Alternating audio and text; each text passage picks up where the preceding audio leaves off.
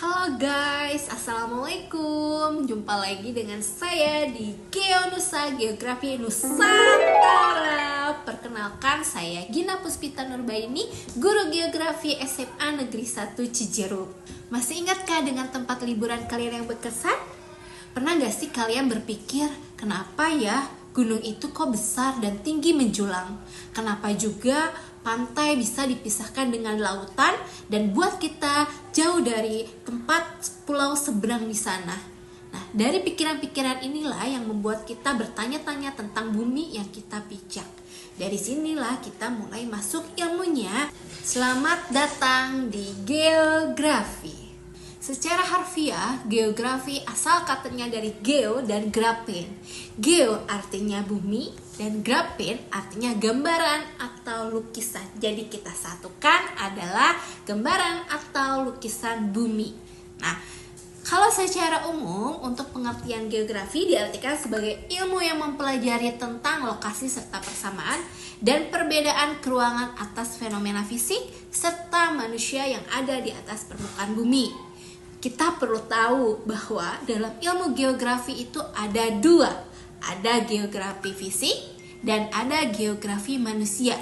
Nah, geografi fisik ini mempelajari segala sesuatu yang berkaitan dengan studi tentang proses dan pola dalam lingkungan alam di muka bumi.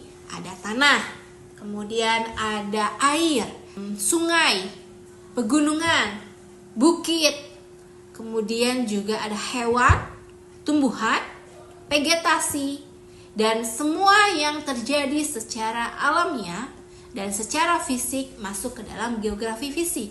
Sedangkan untuk geografi manusia, cabang geografi yang bidang studinya mencakup aspek gejala di permukaan bumi yang mengambil manusia sebagai objek pokoknya. Di sini juga ada aktivitas manusia seperti aktivitas ekonomi, politik, sosial, dan budaya. Secara gambaran umum, pasti kalau di pikiran kalian itu geografi tentang peta. Namun, ternyata kalau misalkan kita lihat dari pengertian secara harfiah saja, kita bisa lihat bahwa seluruh yang ada di permukaan bumi, baik di dalam maupun di luar yang ada di bumi, itu masuk ke dalam ilmu geografi. Lalu bagaimana ilmu geografi itu bisa terbentuk?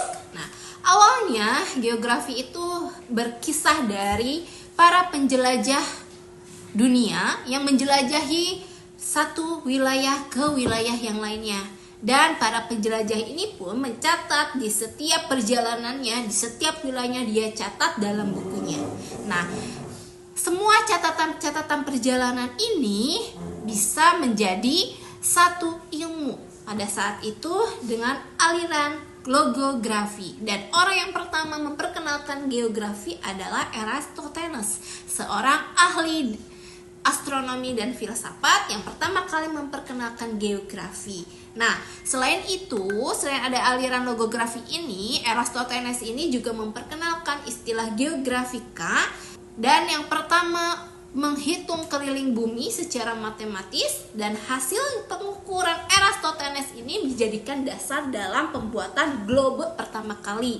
Nah, sedangkan globe yang pertama ini kan belum sempurna, akhirnya dikembangkan oleh Krebs menjadi bentuk globe pertama dengan bentuk yang sangat sederhana. Dari geografi kita belajar mengerti bahwa dunia itu sangat luas. Masih banyak tempat dan kehidupan manusia yang berbeda di setiap wilayah yang ada di belahan dunia.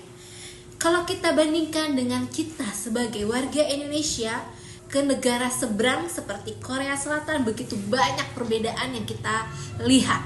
Dari warna kulit, baik pun dari iklim yang ada di negara tersebut.